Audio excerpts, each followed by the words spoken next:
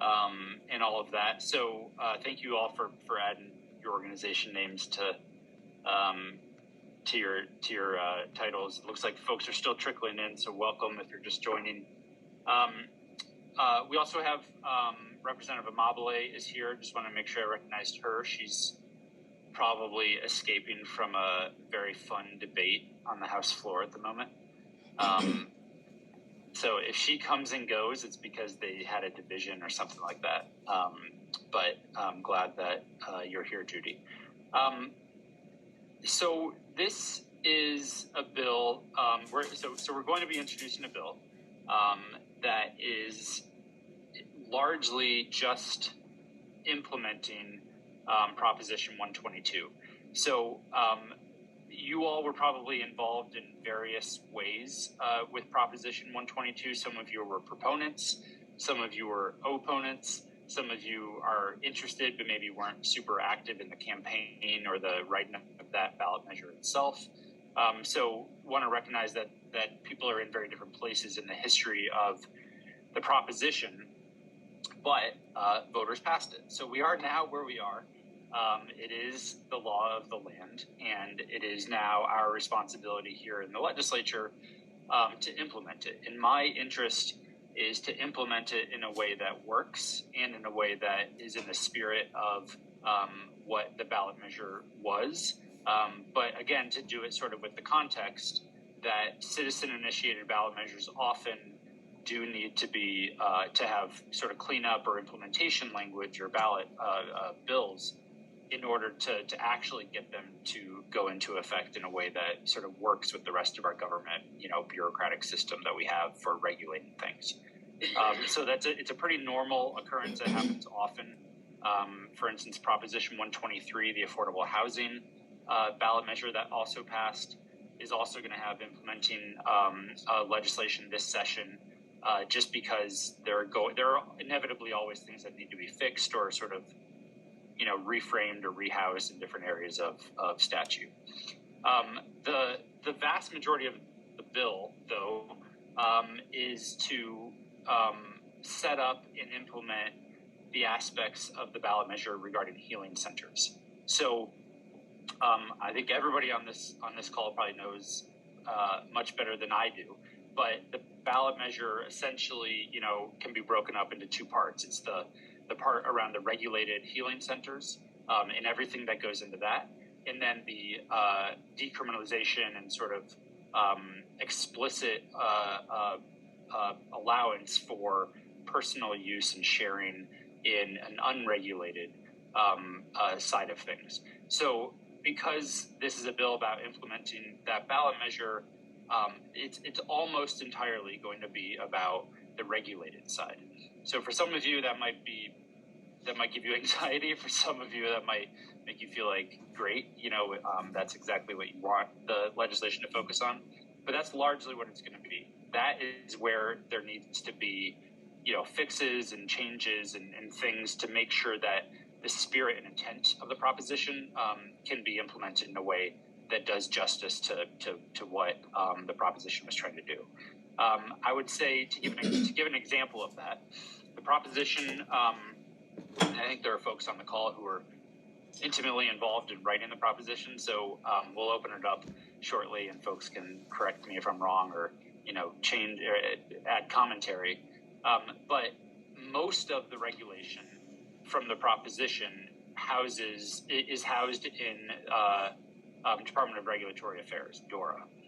DORA, after the ballot measure passed, they kind of were like, whoa, we don't really know how to do this. So DORA very much regulates and licenses professions and occupations.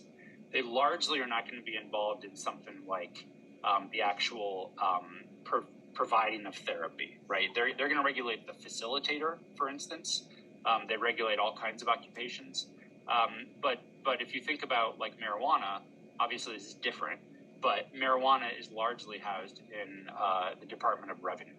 And they have a whole division, right, for enforcement of the marijuana laws that we have on the books. And then there's obviously a role for the Department of Health and Environment to play as well, because a lot of this is going to fall under the regulation of sort of like of products, right? The actual product that's given to a patient. So that's just an example of, the ballot measure, that those parts of the ballot measure are not going to significantly change from the experience of a user or a patient or someone involved. But it's a way that actually allows the government to set it up in the way that I think the proponents intended, but for it to be, actually done in a way that makes sense for how government currently regulates similar things. The way we're thinking about this is that DORA would be largely responsible for setting up the facilitators of the healing centers and what takes place at the healing centers. That would be developing rules and regulations around licensing requirements.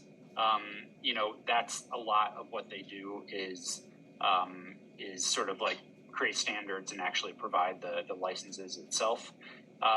They will provide whatever rulemaking, clarity they need on what, adding more meat on the bones of what like a preparation session is or what administration and integration is and things like that, just to make sure there's clarity.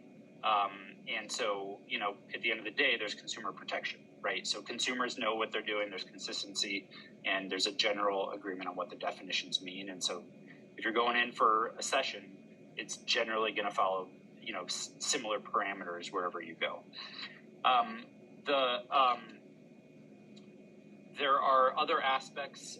The Natural Medicine Advisory Board is seated within DORA, the Department of Regulatory Affairs. The board is going to have some authority that is kind of future-looking and is separate from actual statutory authority. So meaning they are going to be doing a lot of the sort of more day-to-day, regular, more in the weeds recommendations as the system gets set up. And that has to do with, for instance, the if and when additional natural medicines are used in the regulatory settings, or in the short term, it's just psilocybin, but it can expand to the other substances. And so they're really tasked with a lot of that research and doing that work to sort of provide a recommendation to the department. They are going to be tasked with, developing educational campaigns related to natural medicine. So making sure there's like engagement out there around what it means, what it is, what the options are for consumers, why it's not something that, you want to provide to children, for instance, right? Like if you think about some of the billboards and things after Amendment 64 around sort of driving while impaired or whatever, it's just, they're generally going to be tasked with thinking through that type of thing as this gets set up, and there's going to be a lot of sort of consumer and, general public education that's required. They will also, the board will be required to publish a public annual report detailing the recommendations and advice that they provide to DORA, the licensing authority, and the General Assemblies of the legislature. So their meetings are all public. They will be noticed, and there's, I don't know exactly how they're set up or going to be set up, but I assume there will be opportunities for public input and testimony and things like that. And then everything that they do will be, all the formal recommendations they provide will be put into reports and sort of provided, in a succinct manner. What we're thinking would live elsewhere in terms of regulation, as I said, the Department of Revenue is going to have a portion of it as well. The idea is that they would actually be the ones responsible for licensing the healing center, so not the facilitator, right, but the actual center itself. That's more in their wheelhouse. The bill will establish them as the licensing authority, which is tasked with regulating and licensing the different aspects. So cultivation, manufacturing, testing, storage, distribution, transport, transfer, there's a lot of aspects that come into this. To be, if my memory is correct, the proposition, kind of treated everything as one type of license. The way that the department treats the regulated marijuana side of things is there's different types of licenses, right? There's medicinal, there's recreational, there's cultivators, there's dispensaries, etc. It's probably not going to be that complicated because there's no really consumer-facing commercial side to this. But there are probably going to be some nuances to different types of licenses so people know what they can and can't do. Like if you're a cultivator, you know, you might have questions on if you can facilitate sessions in the space that you cultivate, rather than and so the thinking is there should be a separate license for that rather than one license that allows you to do everything. So the right types of regulations applies to only the right people, and it's not burdensome.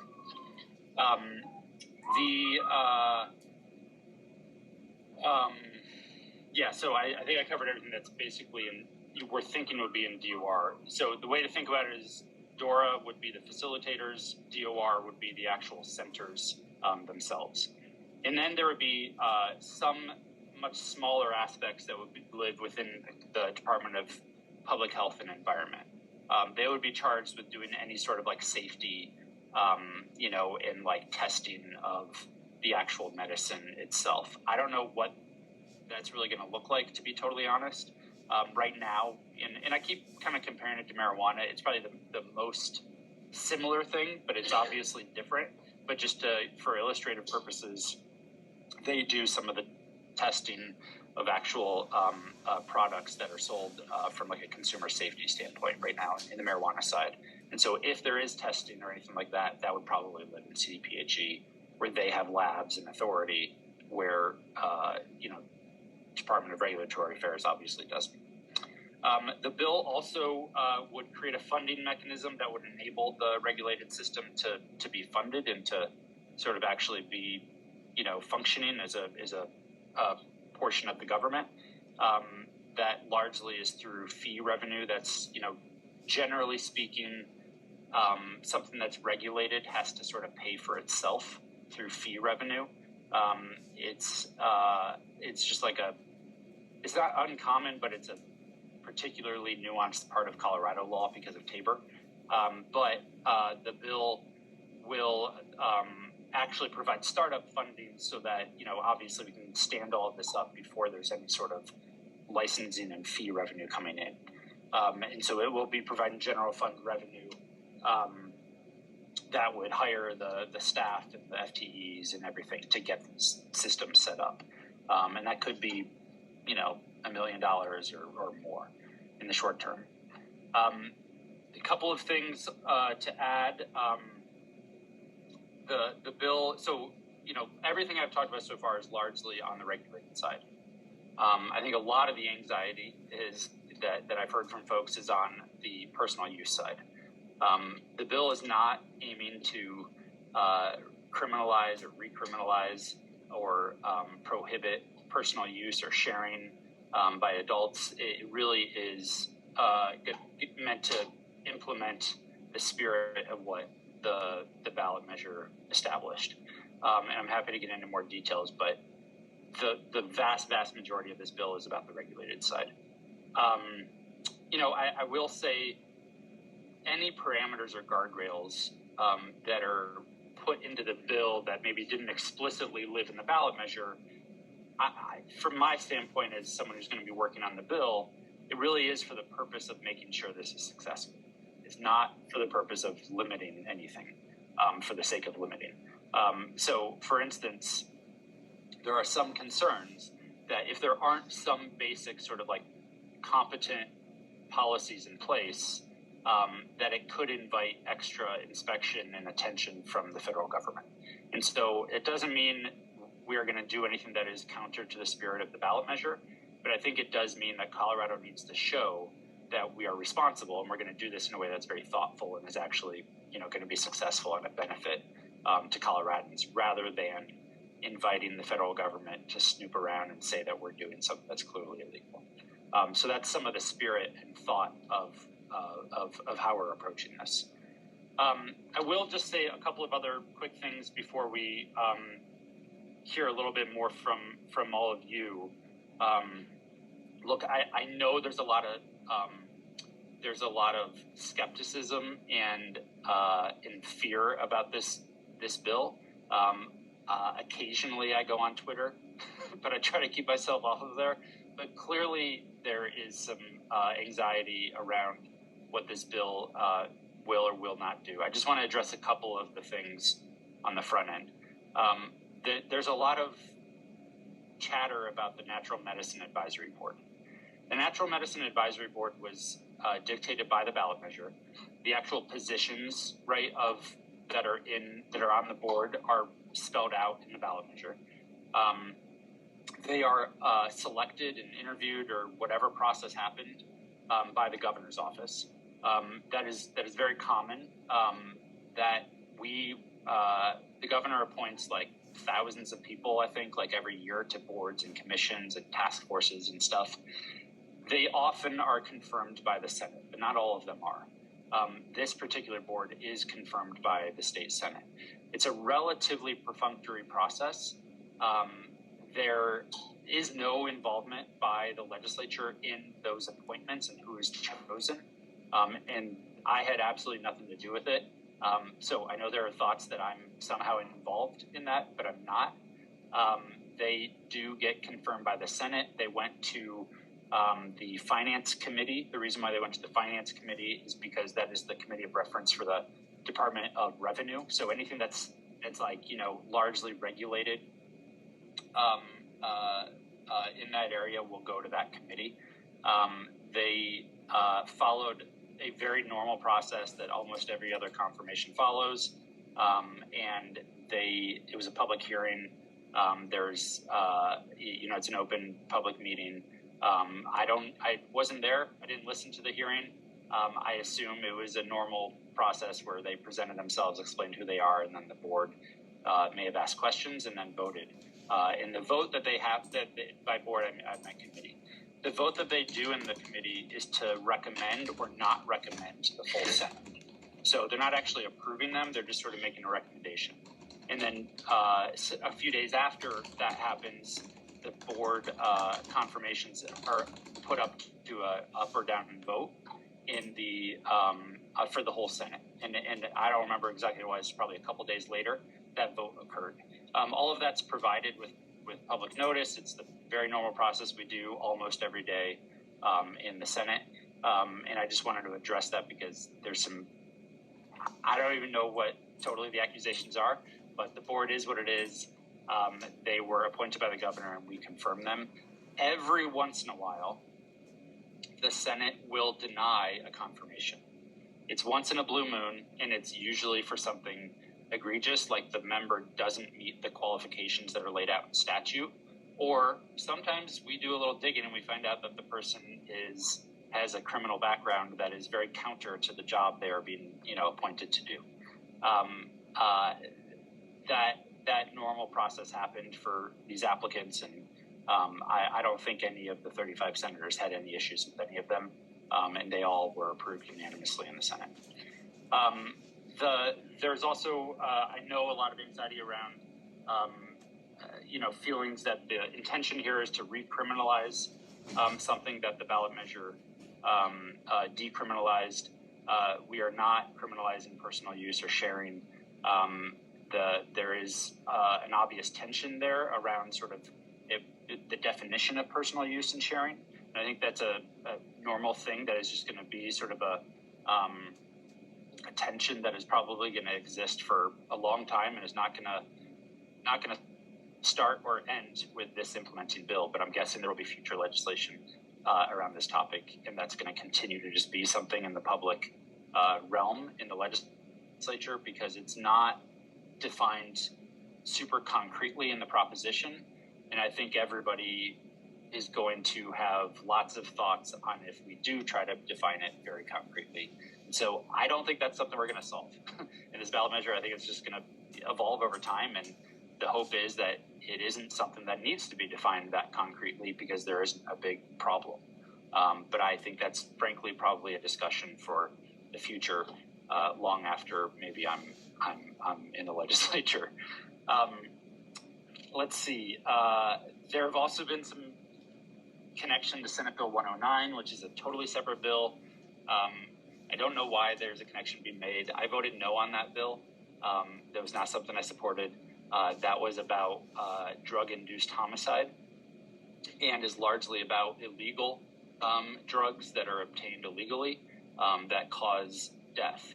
And it was a very sensitive and difficult debate for a lot of people because of how serious of an issue that is, and the sensitivities around substance use that is happening in our communities, and the fact that it is resulting in a lot of people dying.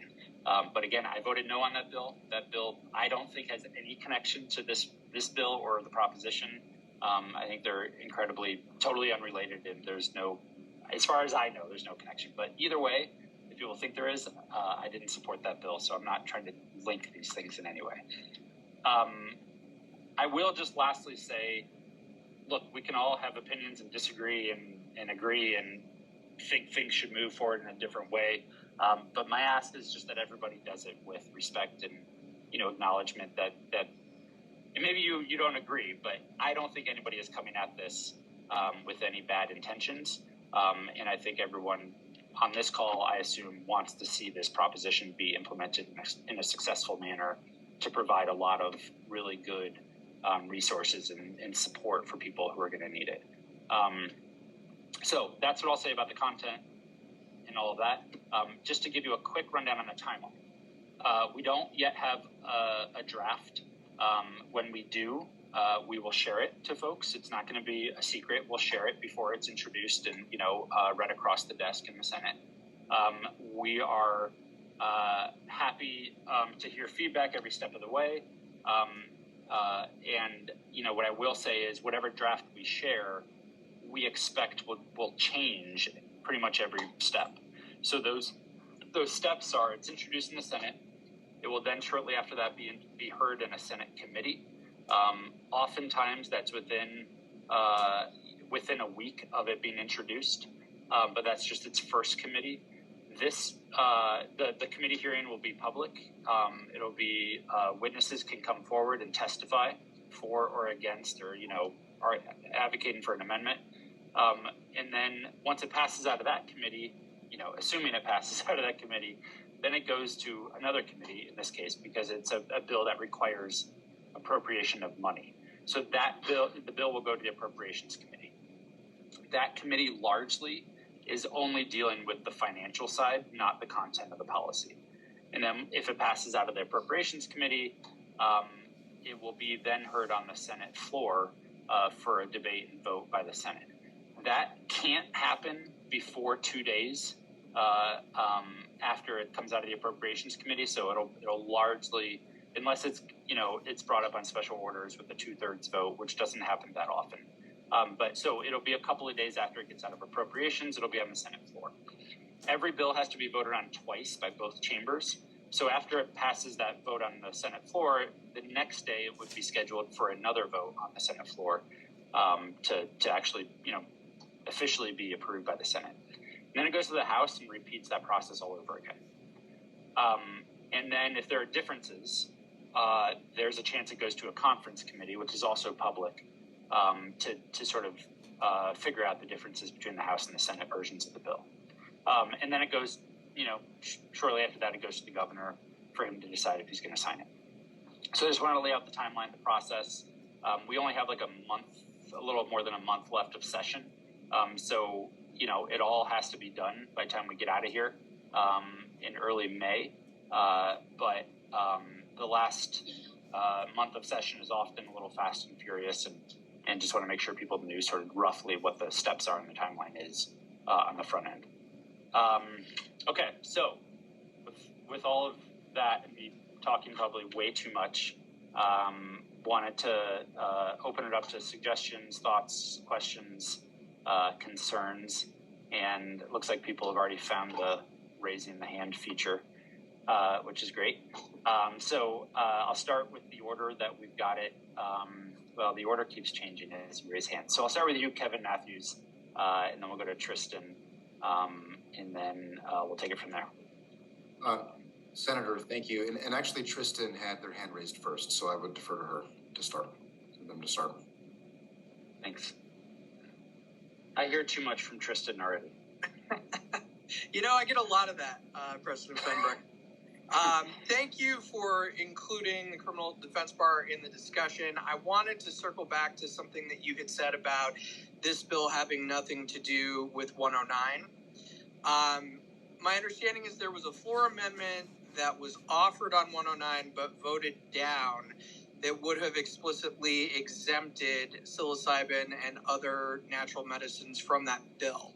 I guess my question is, from a legal perspective, psilocybin is still listed in the Controlled Substances Act as a Schedule I controlled substance.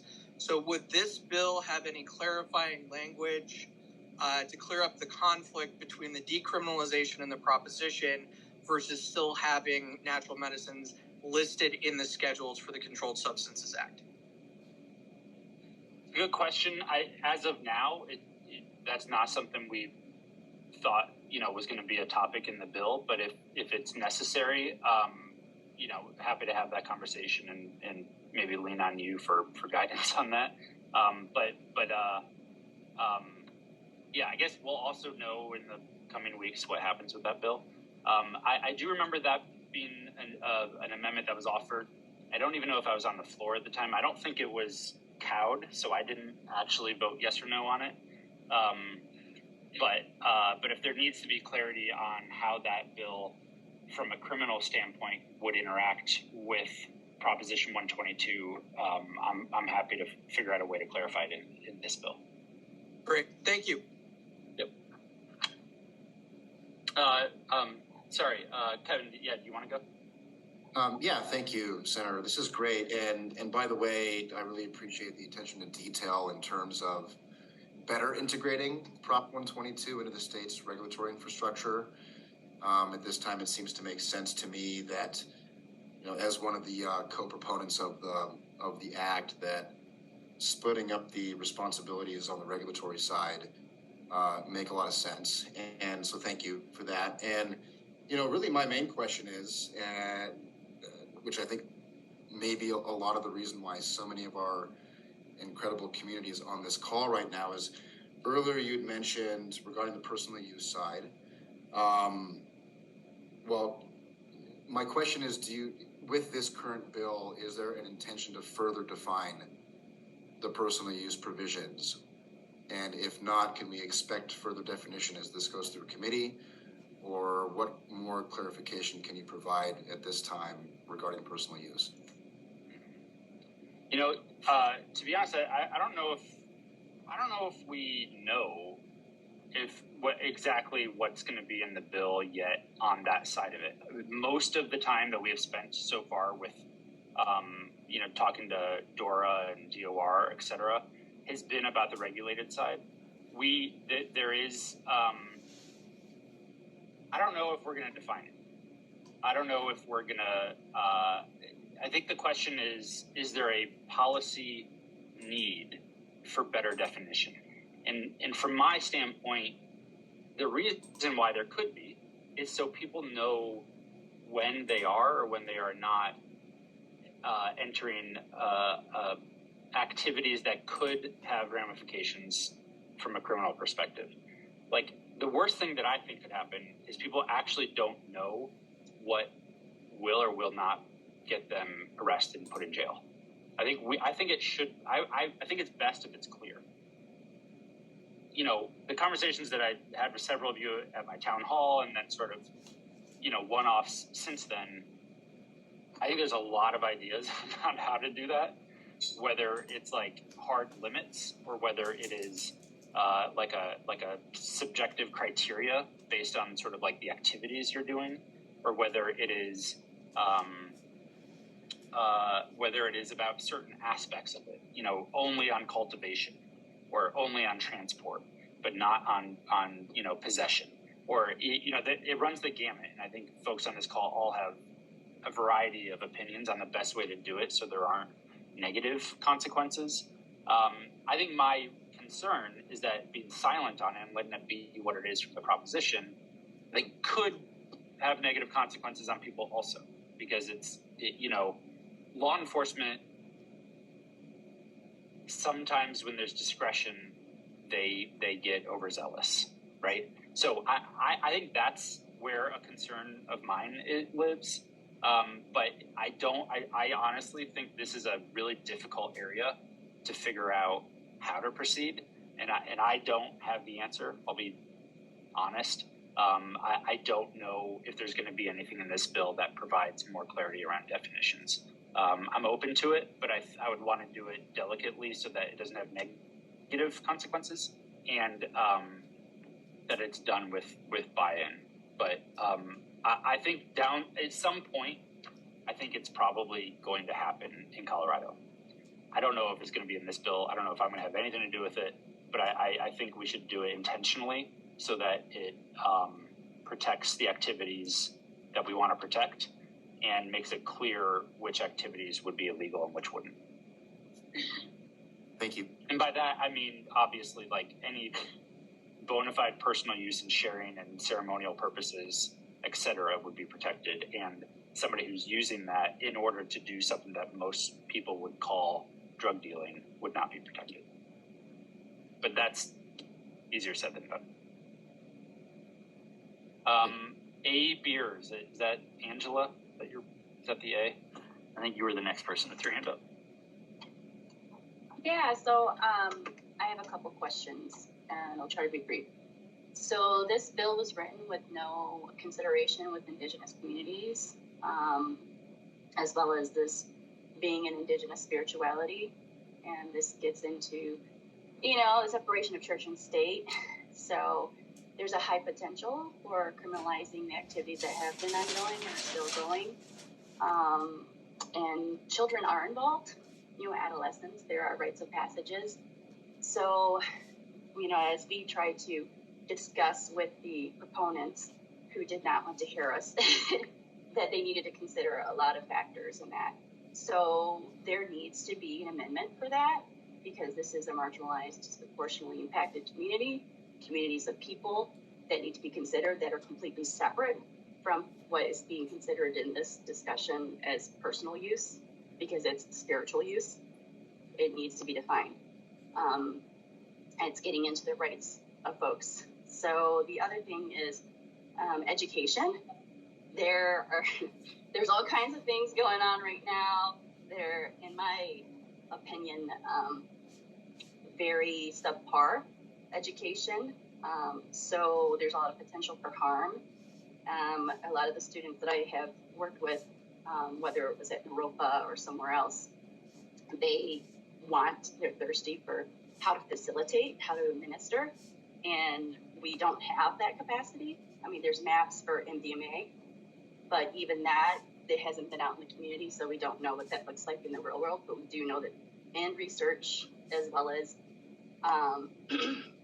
people affiliated with research have been involved with sexual exploitation, harm, as well as stealing money from elders.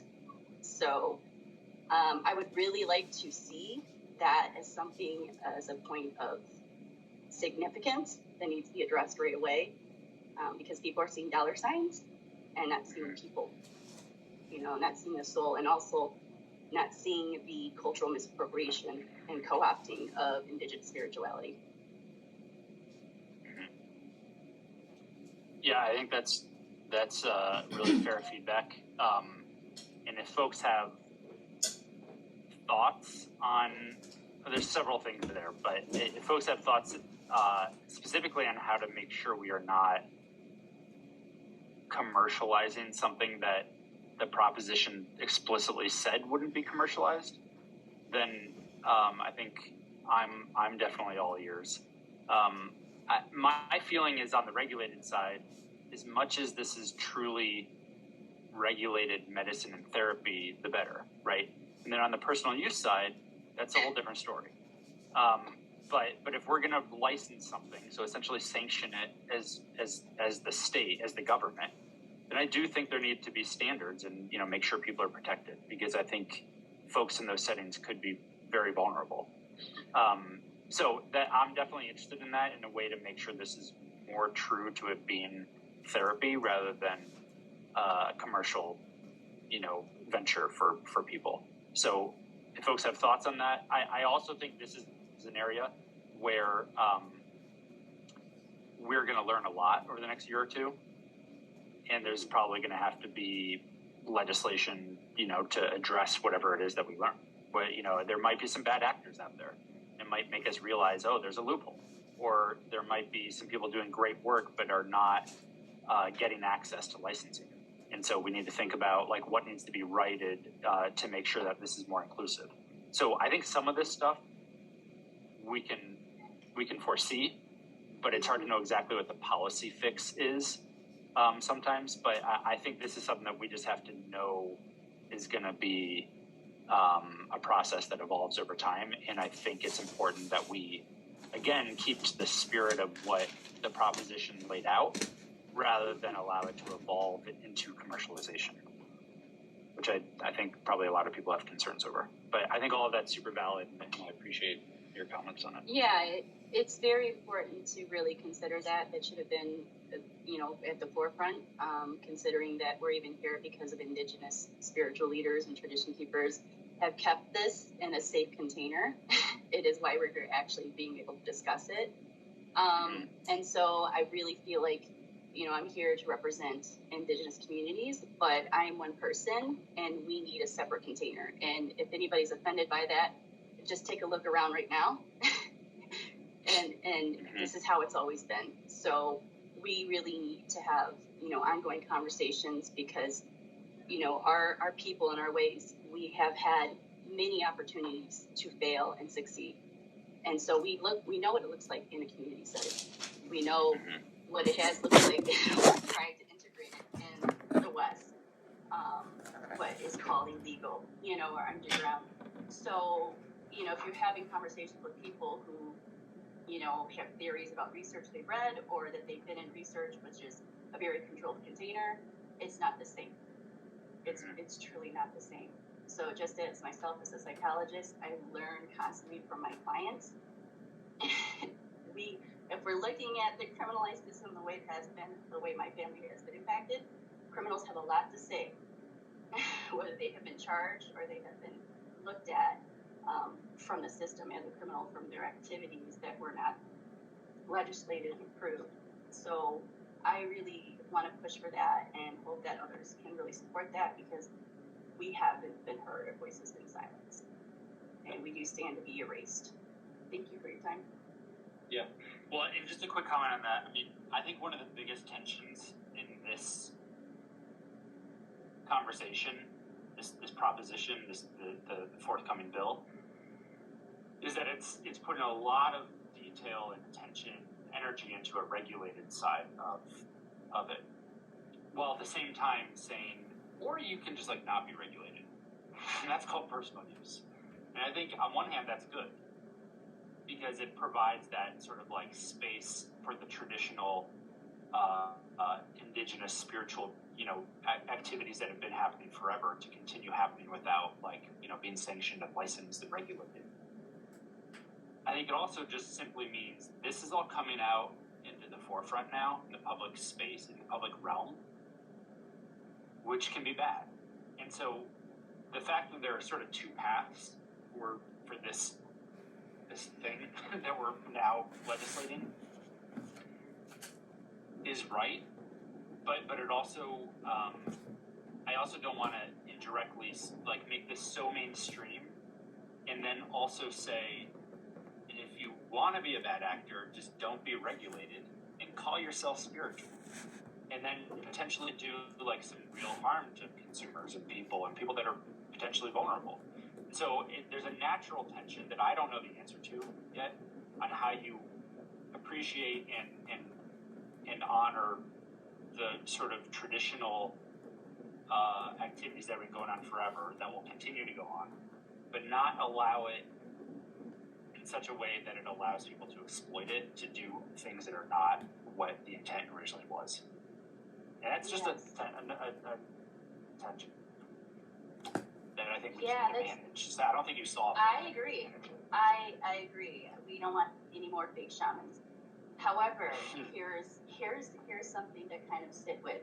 So with Catholicism, right? With Catholics, the closest thing that they have that's taboo that would be somewhat equivalent to what we're talking about with, going into non-ordinary states of consciousness with plant allies, plant and fungi allies and relatives is exorcisms.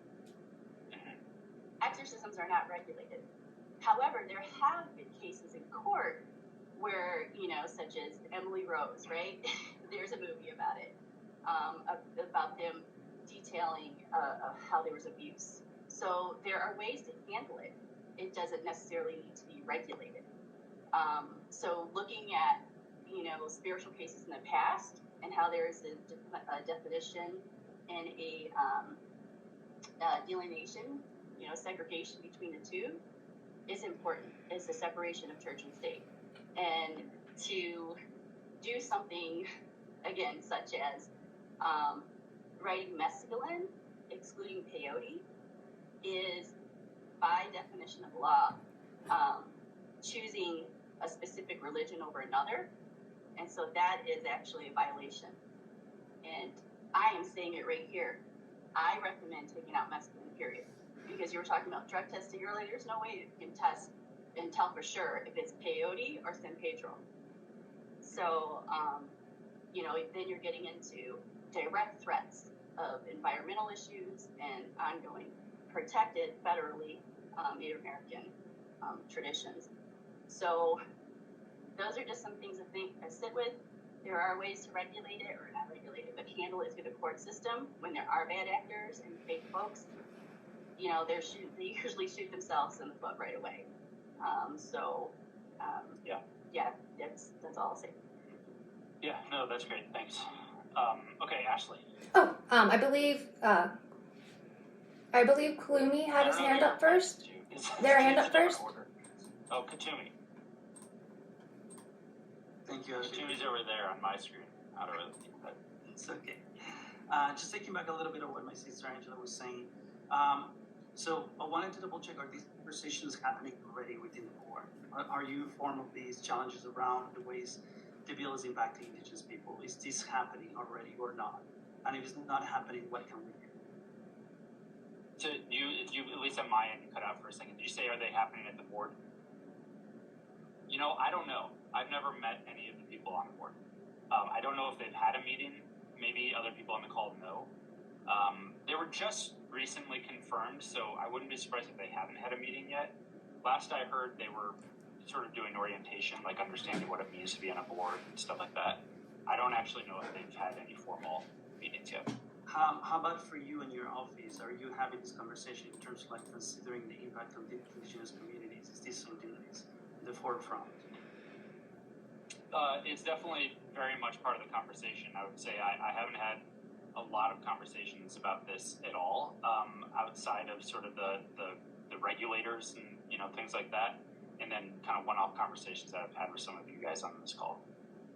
How can we get more involved on support? There's so much complexity around this, and we want to really be involved, but at the same time, we don't know where and how. Yeah, well, I would say, to be honest, it's been a little overwhelming with all the people that want to be involved. So I don't have the cleanest, best process to lay out for you, to be totally honest. What I would say, though, is that in some ways the best, like if it's direct feedback to the bill, I think the best thing is to write it and like have it in written form for us to be able to respond to and have a meeting about, rather than sometimes what's really hard is when the feedback is sort of general, right? And it's hard to sort of encapsulate it into like, well, what would that look like in legal language? But if you have general parameters that that you're like, look, whatever you do, I just want you to stay away from X, Y, and Z, and honor, A, B, and C in how you think about drafting it. That's totally fair as well. And if necessary, we can have a follow-up meeting to discuss, to dive deeper into it. So that's what I would say. I think part of the reason why we wanted folks to put their organization out there on their name, and not all of you are necessarily affiliated with an organization, is to just help us sort of channel it so that we know, like, oh, maybe they don't speak for their organization, but it's at least coming from that organization. So I think that's the other thing, is the more you can sort of consolidate amongst each other if you have similar concerns, I think that is, just easier to digest and make sure we incorporate the concerns into the legislation. I will also say that, one of the challenges is that if there are concerns about the proposition that are core to the proposition, I'm going to be a little hesitant to change the proposition, right? Like, we all probably have criticisms and wish it was written differently, or wish it went farther in one way, or whatever. But I want to try to stay consistent on both sides of the statement when I say, I don't want to veer too far away from the spirit of the proposition language itself that voters approved. I don't think that's, I think if I go too far, it's not fair to people who voted for it or people who voted against it, if that makes sense. So that's an acknowledgement that this is implementing language, not the last conversation on what natural medicine looks like in Colorado, if that makes sense. One more question. So knowing Yes. it's going the way it's going, and the system is going the way it's going, right? And we're not going to be changing that. What are the probabilities for us to actually propose and create protections for indigenous communities? Like through the bill. Through the bill, out of the bill, I mean, whatever. Just like having that input of like, okay, protections. It's a really good question. I think there's a few things. One is there could be things that we can put in this bill, or it could be a bill next session too, right? Like, again, we're at the very, very beginning of this journey for when it comes to like regulation and sort of like legislating around this. But there could be things that we can put into this bill that I think add detail to what I think the proposition was attempting to do when it comes to indigenous communities in some ways. The other area is engaging with the board. And, that's somewhat out of my domain. Like, I don't know when they have meetings and stuff like that, but they are public meetings, and they, by law, have to be accessible. So I think the other aspect is sort of doing the normal, citizen engagement with the advisory board too. The other thing is, I should mention is, this is implementing legislation. A lot of the details will actually be figured out through rulemaking, which is like, for normal people, it's like, are you kidding me? Like, there's like more process that I have to like pay attention to, and it's just an unfortunate reality, right? Because we have to follow certain legal standards of how we promulgate rules, but there will be months, if not years, of rulemaking after this bill passes to work through a lot of the details. And you can request to be put on the list to be notified whenever the boards meet or whenever rulemaking is proposed, and they have to allow a certain amount of time for public input and feedback. And that's also a very important, but I would say underused area of government for citizens to provide input on. And so we can provide more information on that as time goes on. But once this bill passes, it will then sort of trigger a series of rulemakings, and the departments will decide how to categorize it. So, for instance, we passed the bill several years ago on oil and gas, overhauling how we regulate oil and gas, and then that triggered like 4 years of rulemakings. Some turned out well, some turned out poorly. And if they turn out poorly, you can run another bill to be like, no, you got it wrong, do it differently. But long story short, it's kind of an ongoing process. And so some people hire lobbyists to help them with that. Some people just do it as citizens, right, or volunteers. Other people do it in different ways, but there are more aspects to shape what happens outside of this bill, if that makes sense. One last question really quickly about the personal use. So Yeah. even communities are protected through the personal use. I know there is a section that says the personal use should not be commercialized, meaning there is no charge. However, there is indigenous community, like for instance, coming from Ecuador, right? And there is a lot of expenses that are involved in bringing elders from Ecuador or from Colombia or Peru, right? So that implies that there is actually an exchange of money. can there be any way through the personal use that another clause could be added so that that piece gets protected, or is that something that will automatically change to the professional use?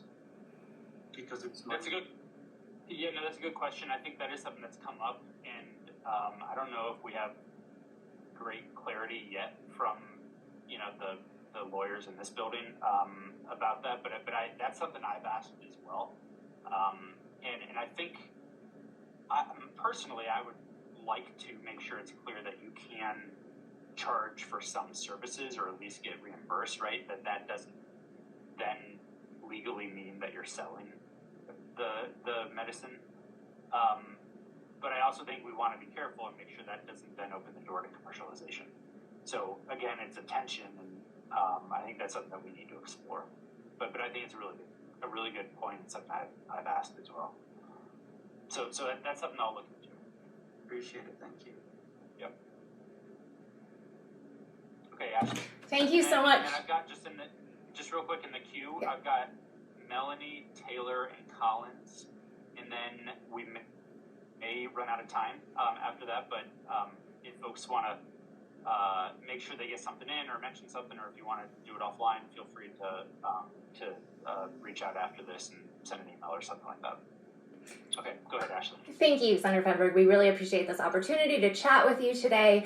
I just have a question on more clarity around specifics of the bill, language you have or language that's even being discussed. Are there any other sponsors of the bill? And what specific limits are you looking at, as well as restrictions on community healing? So, in terms of other sponsors, yeah, she's still here. She is very interested in the issue as well. I don't think we've made any formal, decisions, but I think she's interested in being the House sponsor.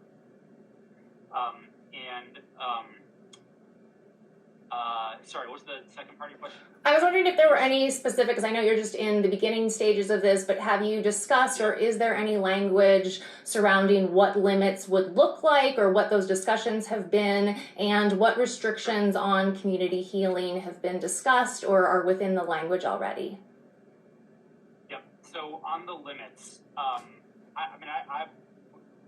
would say, actually, I don't know if there are going to be limits. And I haven't figured out what limits would be that would make sense. It's honestly something I think about all the time, and I haven't figured it out, and there's no great model, right? As some of you were in my town hall, it's something we discussed, but it doesn't mean this bill is going to have hard limits and they're going to be X. I think it's an ongoing conversation. I'm not necessarily hopeful we're going to solve it this year, and so it probably won't be in the bill in one way or another. There could be nibbling around the edges to provide a little clarity to law enforcement for extreme cases. I don't know what that would even look like exactly, but the options are an actual weight limit. I think there's all kinds of problems with that, right? Because everyone has different definitions of what that should be, or thoughts on what that should be. For sharing and community use, the limits would obviously need to be very different than if it's just one person. And so how do you legislate that? It's very difficult. And so I don't have that answer. And I feel like if you do a hard limit, the limit would have to be pretty big, right, to account for all that variety of situations. And then I have a concern that you put a very large limit in law, and then the federal government is like, wait, what? You consider 20 pounds of mushrooms to be personal use? No, that's not reasonable, right? So I have skepticism of putting a number limit in law, because I think you're caught sort of too big, too small, and there are ramifications for both. I think then there are different ways to go about it. Maybe it's not a possession limit, maybe it's a cultivation limit. And if you're cultivating over a certain amount, then you probably do need to get a license to be a cultivator. It doesn't mean you can't do it. It just means you need to be licensed or something. So maybe there's under a certain amount. I think, Matthew, you mentioned this in my town hall, it's like clearly under a certain amount, it's obviously personal use. Over a certain amount, it depends, and it depends on a couple of criteria. Like, are you part of a community? Are you, is it being used for ceremonial purposes, etc. Right? So I don't know that we're going to actually answer these questions in this bill, and maybe sometimes I'm too honest, and that makes people freak out because they know I'm thinking about stuff like limits. But I don't have an answer, and I don't know that we're going to get there in the next 30 days, and then it's going to be in the bill. I think it might be an ongoing conversation. Maybe it's like a process, like a group of folks that's inclusive that actually discusses this over the next year. And maybe there's recommendations. Maybe the recommendations say it's problematic, don't even touch limits. Maybe the recommendations say, actually, we figured out a system, and here's our explanation, our recommendation, and then the legislature later considers it. So those are all the ideas that I just sort of vomited on you, but I don't know that there's going to be an answer to that question in this bill, or if there even is an answer. I think it's another one of those things that now that this is explicitly decriminalized and some of it's going to be regulated, I think it's a question that's going to keep coming up. And someday maybe someone's going to solve it. I don't know if it's going to happen in this bill. Okay, thank Does that you. make sense? And then, are there any talks to restrict community healing? Can you say more about that? What do you mean by that? And so, what another thing 122 did under the personal use section was allow us to heal in community, to offer education, guidance, and support through spiritual coaching. And so I'm wondering if that's, with the regulated model, something that you're talking about restricting under personal use as well. I don't think so. I don't think that's. I think the way that's in the proposition is that's within personal use, like you said. Mm-hmm. So that wouldn't be a regulated side. I think maybe it's in this bill, maybe it's in the future. But I going back to what I said before, I think we want to figure out some way to decide when someone is presenting themselves as essentially a regulated occupation, even though they're not regulated. Right. So and I think that could be problematic for all kinds of reasons that I'm sure you all understand. But you can't call yourself a psychologist unless you're a psychologist or whatever. That's the person. That's the reason of regulating occupations. So it's something that I think we're going to have to navigate. But I don't. And my only intention, if we ever do navigate that, is for consumer protection and for making sure that the regular people know when something is bona fide, when something is more ceremonial, and then when something is snake oil. Okay. Thank you so much. Melanie, I think we're next. Now I'm having internet issues, but I don't know if that's me or I don't know if that's showing up on everyone else. I'm just going to jump in for 1 second. It's been a great conversation. Yeah. I have to go, but I look forward to continuing the conversation. Great. Thanks, Judy. Also, I'm just mindful of time, and also Colin's had his hand up, so I just want to be... Oh, Colin's next. Yeah, also, sure. I'd like to kick it over to him. Thank you, Melanie. I just had two quick things I wanted to speak on here regarding what we can do to ensure the success of social equity in this process. I think waiting for rule making is exactly what we did with cannabis, and I, as someone who advocates for social equity in that space, I'm seeing is that's not working, right? We don't want to model social equity in this after what they're doing in cannabis, because what they are doing is not working, and it's a different group of disproportionately impacted people this time around. I saw two things in the proposition that I did not want to see, and actually earned a no vote from me, and it was that serious, even though I'm a huge supporter of natural medicines.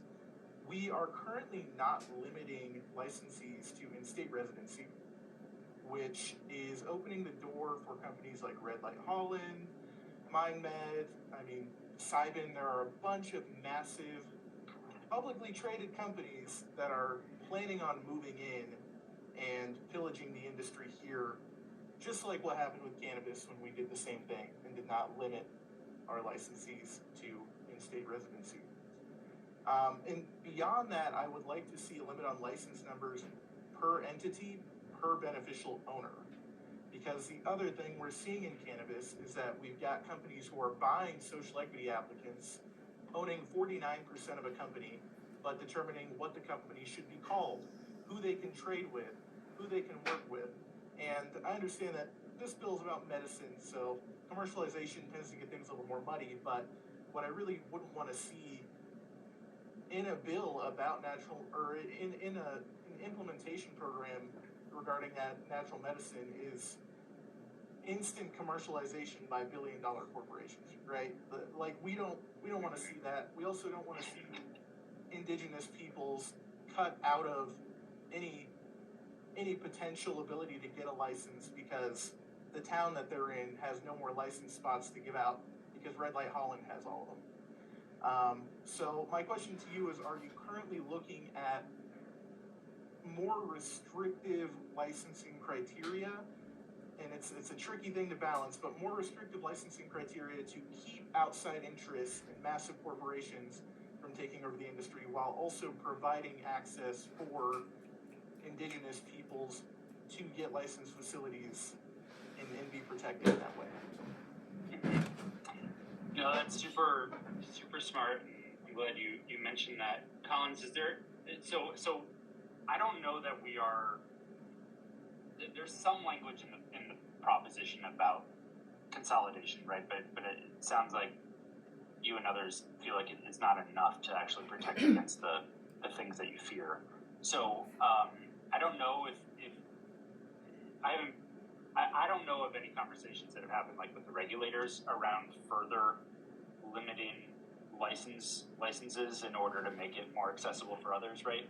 But I'm super open to it. So if you have thoughts or ways that you would propose that we do it, if you could even just like write it up real quick and like even if it's just some bullet points of what you just said would be super helpful. Yeah, I can definitely. Because I'm definitely concerned about that too. Great. I'm super concerned about that too. I think at the end of the day, there are some parallels with cannabis, but there's also like, actually we sort of explicitly told voters this wasn't going to be what cannabis was when they voted on it, right? We told them this is medicine. We told them that this isn't going to be, a dispensary on every corner. So I think it's important that we reinforce that. So I think that's a really good comment. I completely agree. Thank you very much. I'll get that over to your office as soon as possible. Awesome. All right, I think maybe Melanie was next. Yes. And then we'll do Taylor and Megan, and then we'll wrap up. Thank you so much. And I definitely, Melanie Rose Rogers, and I definitely share the same sentiments as Collins had provided. I've just been watching, with the cannabis industry, how as much as we compare it to that, there definitely needs to be, we need to learn from those lessons. And one of them is, equitable access. And even like, Dr. Beer said, like looking at who's in this room and who's in that stakeholder process. And with that, I would like to propose like a community-led task force. I know we have the National Advisory Board and we have DORA, but then who represents actually the needs of the community here at a greater level? And there's a lot of that, right now, and so that's just what I would like to kind of propose, is that some of us, especially in the community, were left out, even when the proponents brought forth the NMHA. And that is why it's heavily, there's like some conflict and an actual like transparency of like who has special interests, who has corporate ties. And I want us to also be mindful of the balance of power, even like on this call, and who is able to have lobbyists and people in the governor's ear right now. And I'm just gonna, point to the friends at the Healing Advocacy Fund of how they earned that seat to be, in executive chambers offices, and then community sees this, but then who's representing our needs? And definitely, and in order for, I hear a lot from the proponents talking about equitable access, and I believe that is a buzzword right now, because then that would mean to include communities of color, communities harmed by the war on drugs, low-income communities, and I don't know how much the Healing Advocacy Fund or the proponents of the NMHA have actually done that process of bringing these folks involved. And so I really would love to talk about one, introducing a community-led task force so we can have actual inclusivity and actually keep it Colorado-centered led. We also know that there's a lot of out-of-state interest, coming from Oregon and trying to tell us as Coloradans how to, create the framework. And so just there's concerns there of how we need this to keep this within Colorado communities, prioritize our priorities. So again, echoing what Colin said about the licensing and out-of-state influence and power and money. And so that's my one point about a community task force that has actually the same, that can bring recommendations forward on how we can regulate. And then also mindful of the harm reduction education that is also going to happen now that we've decriminalized, 5 medicines. And where is that in the budget? Because yes, there's all this focus on the regulated access as the proponents, put forth in that measure. But what about harm reduction education and who's going to be paying for that? And that, I believe, has to come from community. We can't have the anti-drug rhetoric because look how far that's gotten us already. So those are just 2 big points for mine of just, and also just with the timing of the legislation, I'm glad to hear about the limits and knowing that, this session, due to where it's at, maybe we don't put anything that's really like highly controversial within just a month, between the session ending. So thank you. Those are my 3 points. It's, community task force. We need to feel that we are being heard, and right now we haven't. And then 2, a budget public for harm reduction education outside of the regulated access model, and it has to come from community. And then 3rd, just that was it. Those are my 2 big points, and just like being mindful of the power and the influence right now, and like how can we, really, kind of properly put some balance to that. Thank you, Senator. Yeah, thanks, Melanie. That's great. Regarding the harm reduction education, let's chat more about it, just so I can get a better sense of the details of that. Obviously, there's a lot of bills on substance abuse, harm reduction, et cetera, and I think in some ways, that the conversation you're referring to maybe could better live in some of those other bills that have actual resources allocated. So it might not be about implementation of Prop 122. It might just be more, like you were saying, about harm reduction within the communities, not in the regulated side. So happy to chat more about that to learn more about what you're saying. Okay. What about the community task force? Oh no, I think that's super interesting. I'm open to it. I think I would like to learn more about sort of the purpose and what the goal is. But yeah, I mean I'm open to that. I'll be honest. I think your biggest opposition there is going to be the governor's office because they not because of the content or the topic, but because they always push back when we create more task forces and boards that they have to run. And they obviously have one that they're running. I know a lot of people on this call probably disagree with who they chose, but we would just have to make sure it's distinct and separate and that it has a purpose and how it's administered. Thank you. Okay, I think Taylor and Megan, or maybe it's Megan, sorry. But Taylor, why don't you go next? Sure, thank you for the time. And you guys are definitely have a challenging place. I don't envy you. Definitely seems like the regulatory environment, and you guys are respectively in over your heads on a lot of this. And I think all of us here do want to make things easier.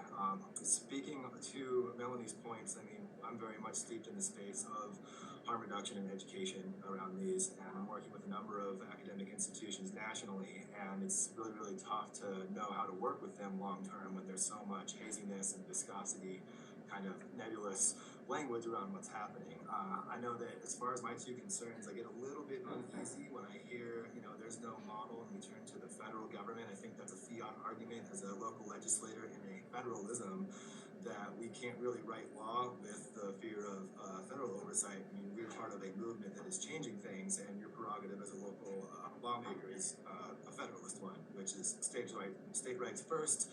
So the reason I mention that is that I'm curious if in our education and community involvement for defining policy moving forward, some of the language that I'm hearing here starts to put limitations on personal and community use that might be informing our educational warehouse to inform public policy of this nature in the future.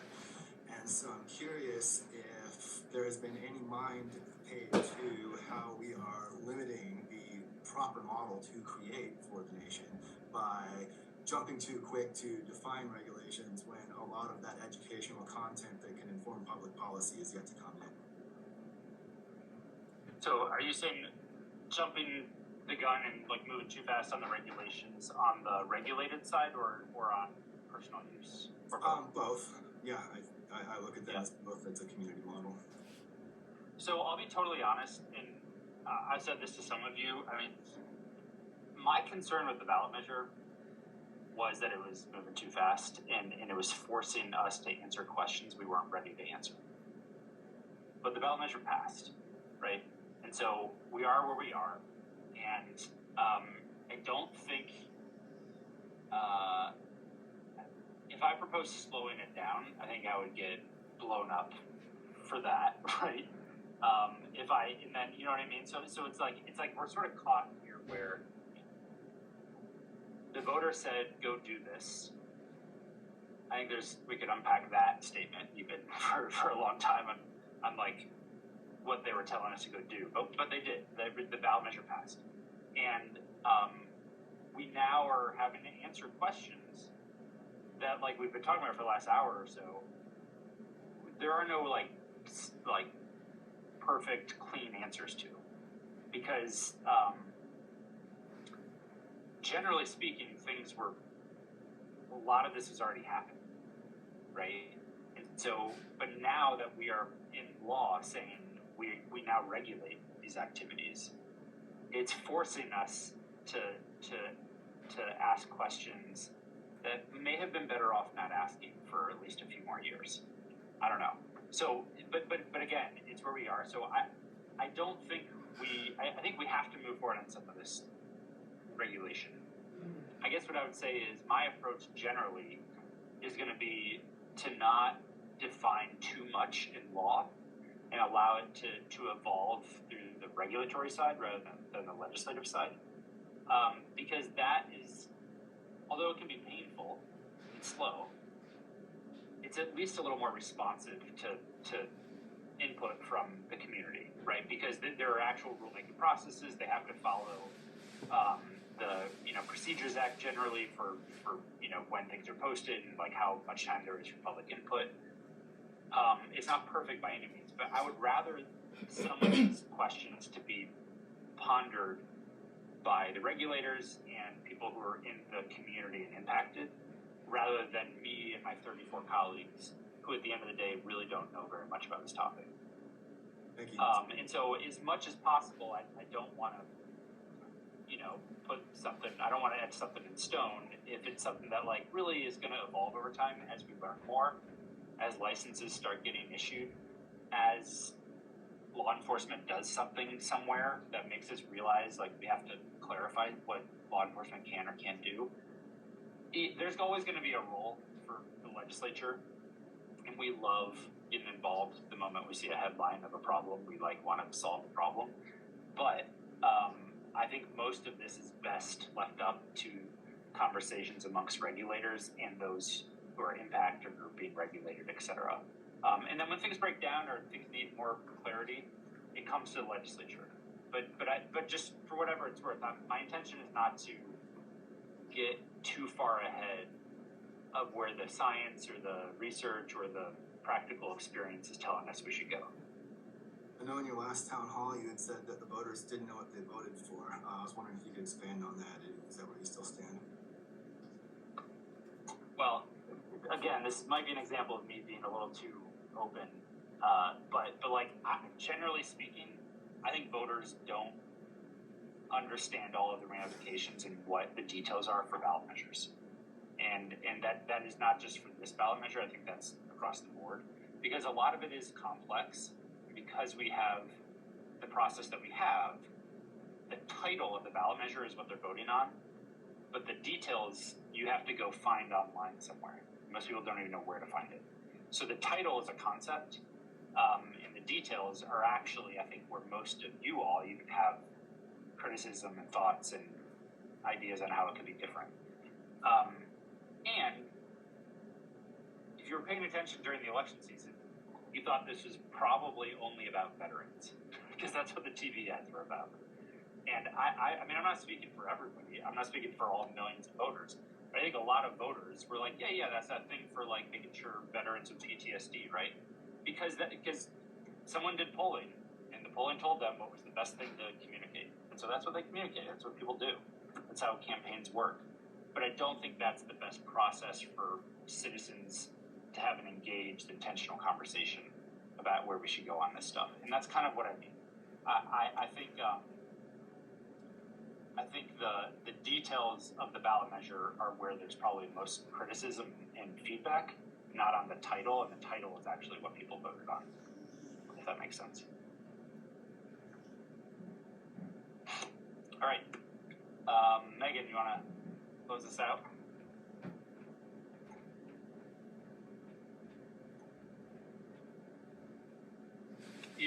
I think you're still on mute. Great, thank you. I just wanted to echo what a few of the leaders have said today and really ask for that community-led task force. I would really appreciate some community involvement, especially those of us that are familiar with psychedelics in making these regulations. I'm hoping that you're familiar with them, and if you're not, maybe you can invite some usage or really try and understand what it means to hold these as sacraments and as medicines, because they're both utilized in those ways. And with that being said, I'm curious how we can continue to be involved with you. I know that you said it's not the cleanest or best process that's there for us to be involved, and I would love to be an advocate in how to get that organized for you. I would love to invite you here to Heart Quarters and perhaps any other lawmakers that would want to come and learn from all of us that have experience and what some of us have even learned in the cannabis movement. And my request with that is please quit comparing psychedelics to cannabis. It's got a really heavy stigmatism and they are not the same thing. So it's really important, especially as we move forward, that those voters that don't know about this or aren't informed as you might think, let's especially be sure and keep a clear line with medicine, sacrament, cannabis, and psychedelics. It's really important for my heart, and the language is going to be really important for this bill. And with that being said, the last request that I have is please consider limiting these licenses to Colorado residents right now. I did see the mess that happened with cannabis. I did see the mess that happened in Washington with the Liquor Control Board running that. And I would really appreciate you honoring the 222,000 signatures that we got in this People's Initiative. We do know what we want. We do know the fine print of the Natural Medicine Health Act. We fought for it. We made it happen. So please be an inquiry to us. Please ask us, and then please let us help guide this process. And do not let other people come in from other states that have not took the initiative that we have. That's great. Thank you, Megan. Is it Megan or Megan? Megan. Megan, sorry. You probably get that a lot. Thank you for all of that. Really appreciate it. I would love to visit and come in person and experience it in a way that's outside of this building when I'm not wearing a suit. So would love to take you up on that. Okay. This isn't like this isn't something I thought I'd be working on, right? Like, I didn't know that I don't have the experience, the background, and knowledge that so many of you do. So in some ways, I'm just like a vessel for doing this bill, but it is something that I want to make sure we get right for the time we're living in, meaning that we do what is necessary for this moment to get to the next stage, and we don't do any harm in doing it as much as possible. And so, I definitely welcome further conversations and more feedback. I think it'll be really good when there's something to respond to, right? Like actual language. So I think that will probably be, a productive next step. And I'm definitely interested in hear you on the community task force, or whatever it will be called, to figure out what role that can have outside of the board, and how that's going to work, how formal versus informal it is, and things like that. So I'm definitely open to that conversation and figuring out what we can do. And again, all of this stuff, not just what you said, Megan, but all of this, like, I just want to reiterate, and I apologize if I'm unnecessarily comparing it to cannabis. I actually really don't want this to be like cannabis, so I don't want you to get the impression that I do.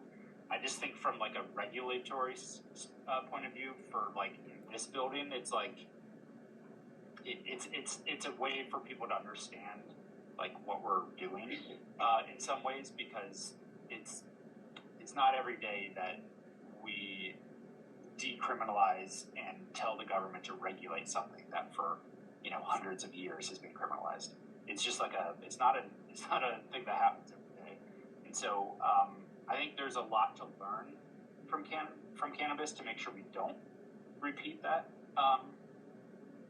But I also genuinely don't want it to be like cannabis, because I think it was very clear that voters weren't voting for commercialization in an industry like cannabis. I think voters knew that's what they were voting on when they voted on in 64. I think this is very different. So I don't want to follow that as too much of a parallel. So I hear you. Don't take my references to mean that we're going to just, replace the word the word cannabis with psilocybin or something in the law. So hear you on all that, and then what I was going to say is, again, it's a work in progress. I mean, I'm probably going to regret saying this, but if there needs to be another bill next year to clean up things or to add more context, then I'm open to that. I think this is going to have to be an ongoing iterative approach, and hopefully all of you stay along for the ride and help with that, because I don't think this is going to be solved in this one bill. It looks like Veronica is sneaking in with her hand raised, so maybe if it's super quick, maybe I'll let you chime in, and then I'm going to have to run to my next meeting. You all can keep chatting with each other for as long as you want. Thank you. No, it's real quick. This is something that we haven't done before, so your subtle put forth that most of those questions have really already been answered. There is a huge community that is right there asking to be tapped into. Task force, direct, indirect, it's there. So, even when you're in session, you're doing your work, and people are asking questions, there is a place for us to go get it. And that's not the way that it's been done, but that's what makes this so unique and so potentially incredible, is that we do have outlets within the community and information and wisdom from within the community that we typically don't have with ballot measures and writing law. So the more we can integrate that, I think the better, because, questions have answers. You just got to go someplace different to get it. So thank you for your time. Yeah, sure. No, I hear you. And no, I think a lot of these questions do have answers. I think the big question is, how do we have those answers make sense in a regulatory and legal framework that, for better or for worse, the legislature works in, right? How to merge that to the extent that we have to. But I totally hear you. And I think that at the end of the day, there's a lot of input and feedback in folks that need to be involved in this process one way or another. And so I'm hearing that loud and clear. So I appreciate all of you sort of echoing that same concept. Really quick, I think if those answers are already there, they're inside us. So I think, how do we make them accessible for everybody? We're talking about accessibility, because I don't have access to any of those questions that I've already. Mm-hmm. Yeah. Okay. Well, thank you all so much for your time engagement on this, a lot more to come, and we will be in touch when there's something that we can share with folks to respond to and what the next steps might be. And feel free to reach out in the meantime. Thank you. Great. Thanks all. Thank you. Thank you. Thank you.